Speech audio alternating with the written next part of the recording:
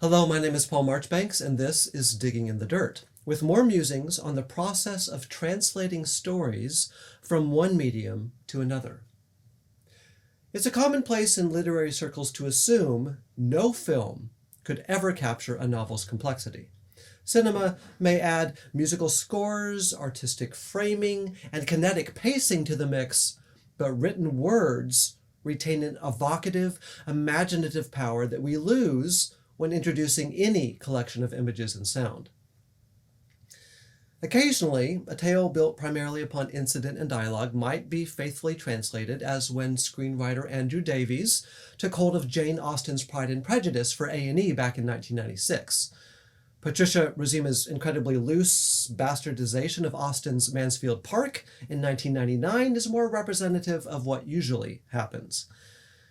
I stand in awe of a grad school friend of mine, Matthew Spangler, who over a decade ago provided Cal Poly students with compelling live performances of two short stories from James Joyce's Dubliners, bringing to life the internal turmoil of Mr. Farrington and Mr. James Duffy through pitch-perfect vocalizations and illuminating stage business. Matt's adaptation of Khaled Hosseini's novel The Kite Runner ran on Broadway much of 2022 before touring the UK and the USA last year.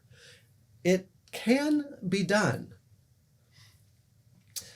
The interiority of many a modern novel, however, complicates efforts at faithful translation, providing the film version with narrative voiceover to relay a character's thoughts, as in Eileen Atkins' screenplay of Virginia Woolf's Mrs. Dalloway, directed by Marlene Gorris in 1997, fundamentally alters the tenor of a character's mind by reducing the storm of conflicting thoughts that define a complex character like Clarissa Dalloway into a few choice reflections slotted into a 90-minute film. Time constraints and a determination to generate an intelligible, crowd-pleasing storyline often ensure that the resulting film or miniseries abandons fidelity in favor of easy clarity. If the novel grapples with the ineffable, with spiritual matters that by their very nature resist reductive simplification, adaptation becomes even trickier.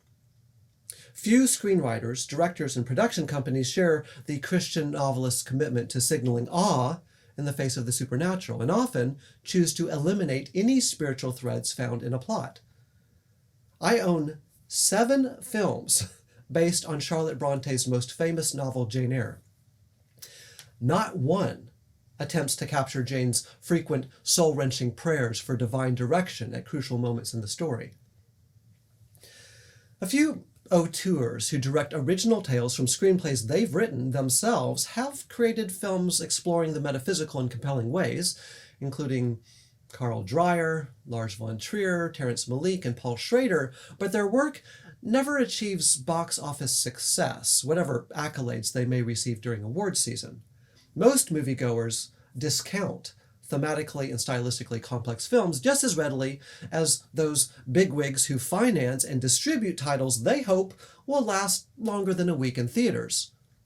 The indie film that explores humanity's penchant for violent problem solving, like Christopher Nolan's mind-bending Memento, or those that explore sexual imbalances, like Sarah Polley's Women Talking, are more likely to gain a following in the years following release. John Huston's adaptation of Flannery O'Connor's first novel, Wiseblood, provides an excellent case study of what can go wrong, even when adaptation is undertaken by an expert filmmaker.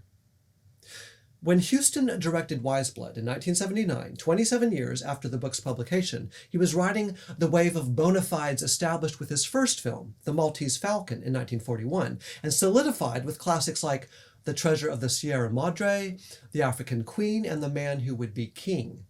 That Huston so completely, brazenly missed the mark with Wiseblood does not impugn his filmmaking abilities, but it does signal his refusal to respect the original author's vision. O'Connor knew this sort of thing was likely.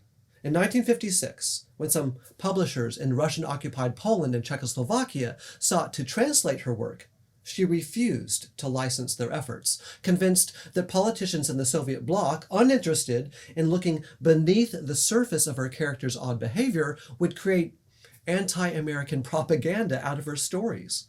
As she explained in a letter to a friend, quote, "They would probably use the misfit," a dastardly character from her tale A Good Man Is Hard to Find, to represent the typical American businessman.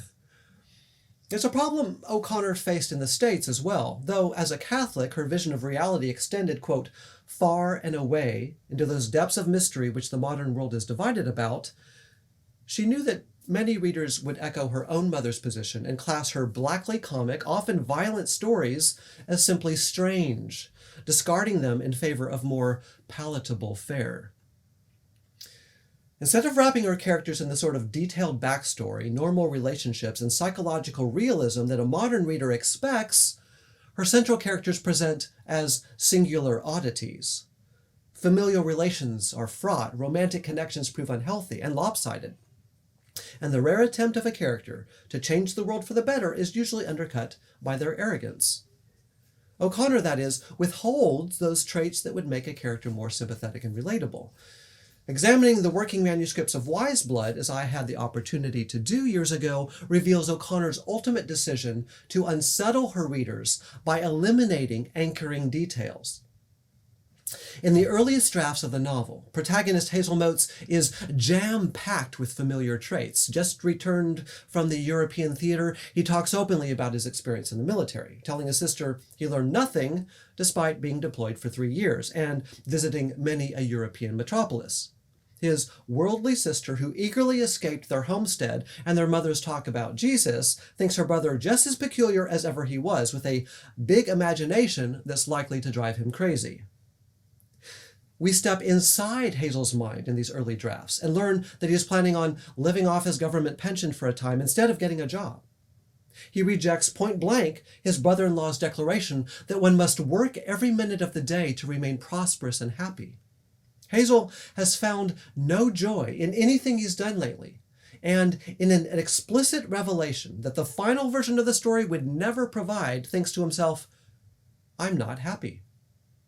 He also realizes that he's a fool and judges himself as quite selfish at one point. The final version of the story does not provide such clarifying moments of introspection. The early manuscripts of Wise Blood also make much more explicit the sexual thoughts of O'Connor's characters. In the published novel, he visits prostitute Leora Watts and vaguely says he's there for the usual business, whereas in earlier iterations of the story, he approaches a personal acquaintance and tells her directly that he wants to sleep with her. Ruby, who does not appear in the final version, is eager for such an encounter. She's been practicing leaning over to verify the effect of her own cleavage in the mirror and reflects wistfully that Hazel's stubby hands have probably never, quote, slithered through the placket of a woman's dress.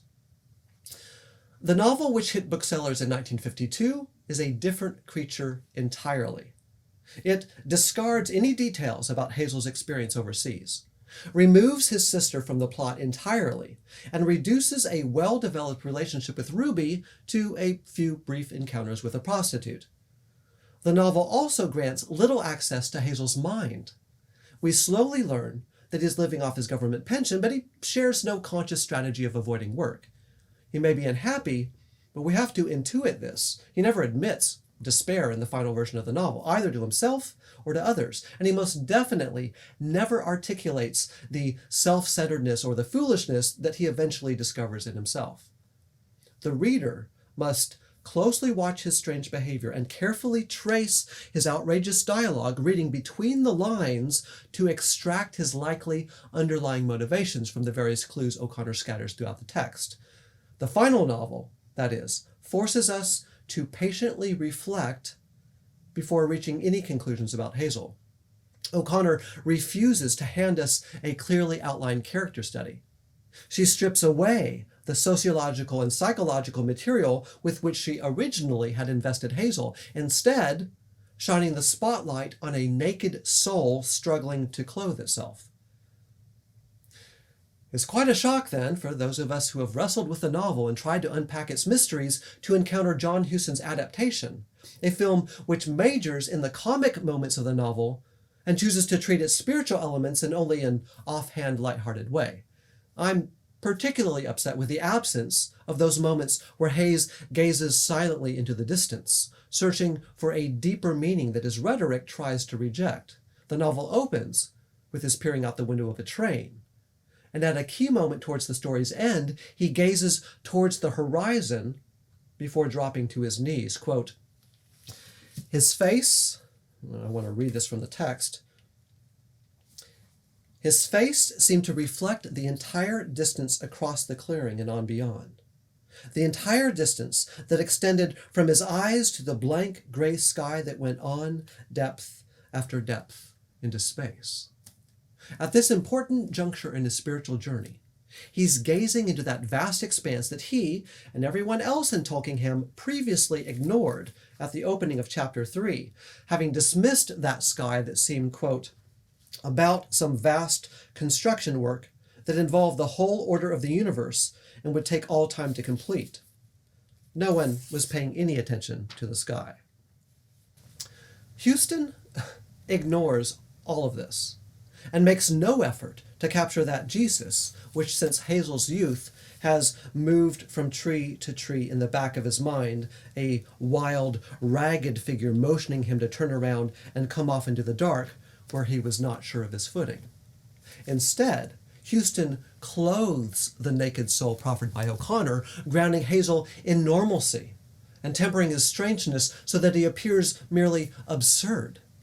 The film straightens out the twisting timeline of the first chapter, adds a scene in which Hazel hitches a ride to his abandoned home and actually thanks the driver with an uncharacteristic, "I'm obliged," and inserts a visit to the local graveyard, allowing a tombstone to prompt a flashback to his grandfather's preaching instead of allowing Hazel's fear of death, betrayed in the novel by his anxiety about sleeping in a dark and cramped space on board the train, to prompt flashbacks to various family funerals.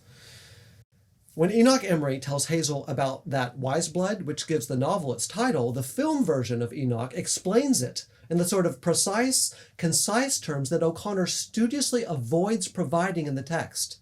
Instead of attracting only a couple stray pedestrians whenever he starts preaching the church without Christ, Hazel collects a sizable crowd in the film, an alteration that makes him appear far more charismatic and convincing than he is in the novel. In these and other ways, the tale becomes, in Huston's hands, less provocative and easier to understand because far less layered than its source material. What do those of you who know the novel make of the film? I've barely scratched the surface here and would love to hear what you made of Huston's adaptation. What does he manage to get right? And what other significant changes has he made? Does watching the film clarify any important elements of O'Connor's novel or merely muddle her intentions? I look forward to hearing your impressions.